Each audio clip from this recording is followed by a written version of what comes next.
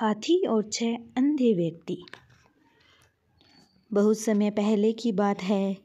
किसी गांव में 6 अंधे आदमी रहते थे। एक दिन गांव वालों ने उन्हें बताया, अरे आज गांव में हाथी आया है। उन्होंने आज तक बस हाथियों के बारे में सुना था, पर कभी छू कर महसूस नहीं किया था।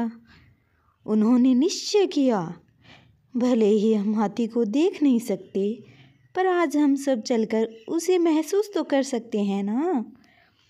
और फिर वो सब उस जगह की तरफ बढ़ चले जहाँ हाथी आया हुआ था। सभी ने हाथी को छूना शुरू किया। मैं समझ गया, हाथी एक खंभे की तरह होता है।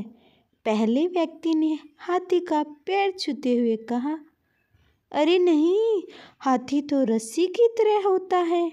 दूसरे व्यक्ति ने पूंछ पकड़ते हुए कहा, मैं बताता हूँ, ये तो पेड़ की तने की तरह है। तीसरे व्यक्ति ने सूंड पकड़ते हुए कहा, तुम लोग क्या बात कर रहे हो? हाथी एक बड़े हाथ के पंखे की तरह होता है। चौथे व्यक्ति ने कान छूते हुए सभी को समझाया, नहीं नहीं, ये तो एक दीवार की तरह है। पांचवें व्यक्ति ने पेट पर हाथ रखते हुए कहा, ऐसा नहीं है, हाथी तो एक कठोर नली की तरह होता है। छठे व्यक्ति ने अपनी बात रखी और फिर सभी आपस में बहस करने लगे और खुद को सही साबित करने लग गए। उनकी बहस तेज होती गई और ऐसा लगने लगा मानो वो आपस में लड़ ही पड़ेंगे। तभी वहाँ से एक बुद्धिमान व्यक्ति गुजर रहा था। वह रुका और उनसे पूछा, क्या बात है? तुम सब आपस में झगड़ क्यों रहे हो? हम यह तय नहीं कर पा रहे हैं कि आखिर हाथी दिखता कैसा है। उन्होंने उत्तर दिया और फिर बारी बारी से उन्होंने अपनी बात उस व्यक्ति को समझाई।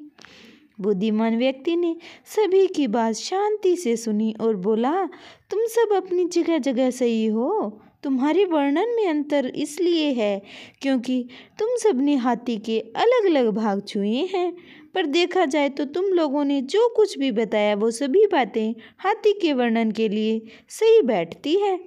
अच्छा ऐसा है, सभी ने एक साथ उत्तर दिया।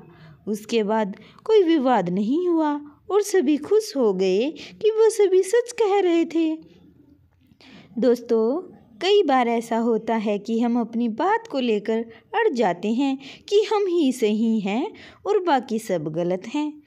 लेकिन यह संभव है कि हमें सिक्के का एक ही पहलू दिख रहा हो और उसके अलावा भी कुछ ऐसे तथ्य हों जो सही हों। इसलिए हमें अपनी बात तो रखनी चाहिए, पर दूसरों की बात भी सब्र से सुननी चाहिए और कभी भी बेकार की बहस में नहीं पड़ना चाहिए। वेदों में भी कहा गया है कि एक सत्य को कई तरीके से बताया जा सकता है।